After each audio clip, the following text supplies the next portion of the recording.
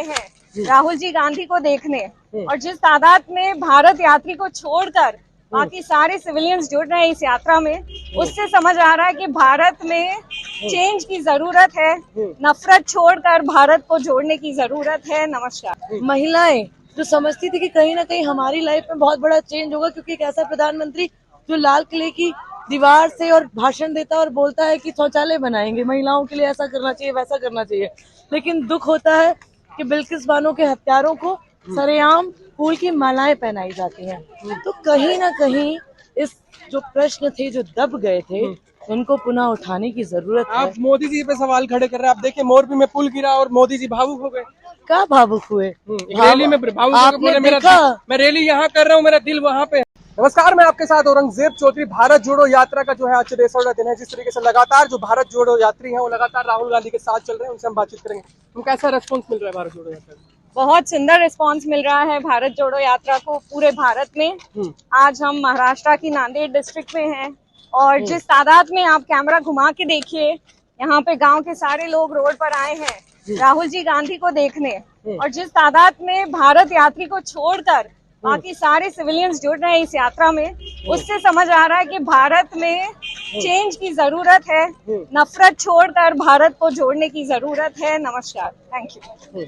अच्छा मैम, क्या कहेंगे जिस तरीके से जो है लगातार जो यात्रा आगे बढ़ रही है? आप भी पहले दिन से लगातार हैं, 63 दिन हो चुके हैं। इस यात्रा के जो खास पल है सबसे आपको क्या लगता है? देखिए, मुझे ये लगता है जैसे जैसे हमारी यात्रा बढ़ रही है, आप ये देखो, इनकी शक्लों पे देखो, इनके चेहरों पे देखो और आंखों में देखो, एक जो वातावरण में नफरत का और डर का माहौल था, वो जहां जहां से यात्रा निकल रही है वहां वहां से कम होता जा रहा है। लोगों को इस बात का विश्वास भी ये यात्रा जगाती जा रही है कि अपने हक और हुकूक की लड़ाई के लिए आपको जब सत्ता गूंगी हो जाए तो सड़कों पर निकलकर आवाज उठानी होगी, और आप अपने हक और हुकूक की लड़ाई लड़िए। कांग्रेस पार्टी के नेता आदरणीय राहुल गांधी जी प्रेम और मोहब्बत के साथ आपकी लड़ाई के लिए आपके पीछे खड़े हुए हैं, और एक विश्वास इस यात्रा से जगाते हुए जा रहे हैं कि डरो मत। और राहुल जी ने बहुत अच्छी बात की कि ये लोग जो भारतीय जनता पार्टी की सत्ता में हैं, ये पहले आपकी मजबूर कर देंगे। आज युवा नौकरी के लिए मजबूर है, किसान उसकी आय को दुगना करने का वादा किया था लेकिन नहीं मिल रही, आत्महत्या करने को मजबूर है।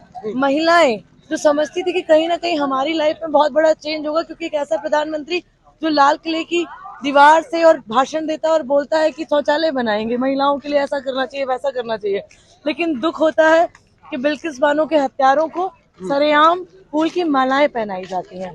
तो कहीं ना कहीं इस जो प्रश्न थे जो दब गए थे, उनको पुनः उठाने की जरूरत है। आप मोदी जी पे सवाल खड़े कर रहे हैं। आप देखिए मोरबी में पुल गिरा और मोदी जी भावुक हो गए।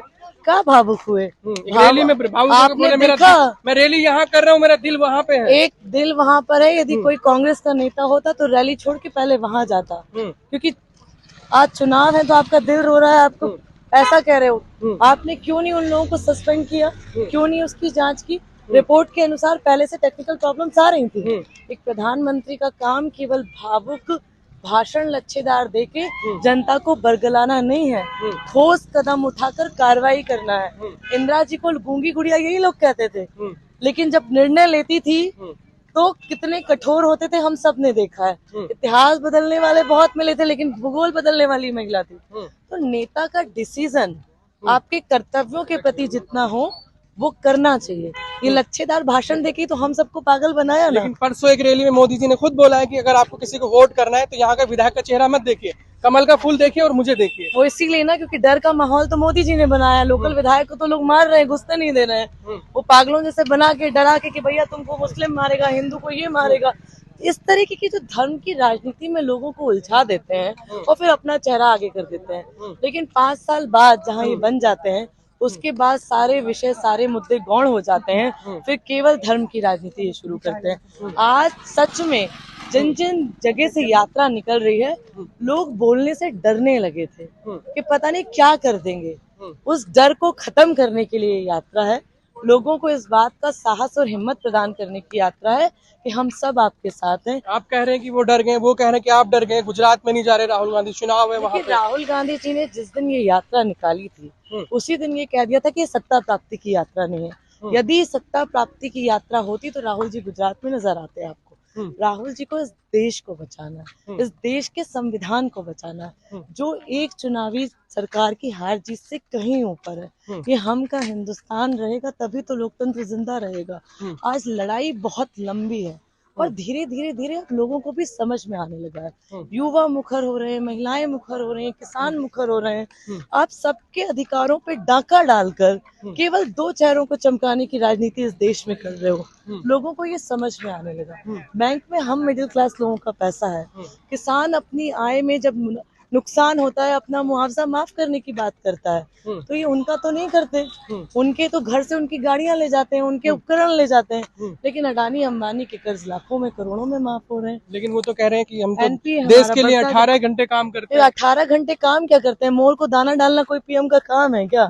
और भैया ऐसे 18 घंटे काम करना हो तो नहीं चाहिए ऐसा प्रधानमंत्री। महंगाई चरम पे है, गैस का सिलेंडर 500 से 1000 हो गया, तो 18 घंटे काम मत करो, 18 घंटे सो और 8 घंटे पे आ जाओ। हमारी महंगाई जो बढ़ा दी है उसको कम करने के लिए काम करो। वो तो कहते हैं कि जो 70 साल में लूटा था 8 साल हुए, धीरे धीरे उन चीजों में सुधार कर रहे हैं। बताओ ना 70 साल की लूट की बात करते हो, डालो जेल में। हिम्मत है तो एक आरोप लगा दो। जिस दिन आपको लोगों को उल्लू बनाना होता है, सब तंत्रों को इकट्ठा करते हो, ऊट पटांग भाषा बोलते हो और अपना लाभ लेकर चले जाते हो। लेकिन अब जनता समझ गई है, जनता को समझ में आने लगा है धीरे धीरे।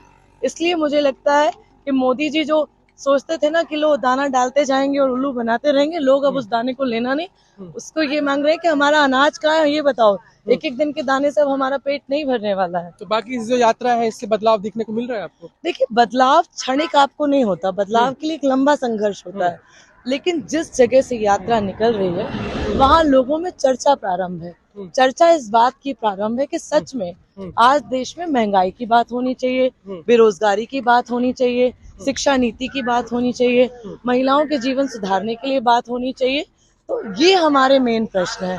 प्रश्न ये नहीं है कि किस प्रदेश में कौन से धर्म के लोगों ने क्या पहना है, क्या खा रहे हैं, क्या कर रहे हैं। तो ये चीजें लोगों को अब समझ में आ रही हैं। मेन हमारा इस यात्रा का उद्देश्य भी यही है कि लोग चर्चा करें, जो मुख्य विषय हैं, जो मुख्य समस्याएं हैं, उस पर चर्चा आरंभ हो। चलिए, शुक्रिया।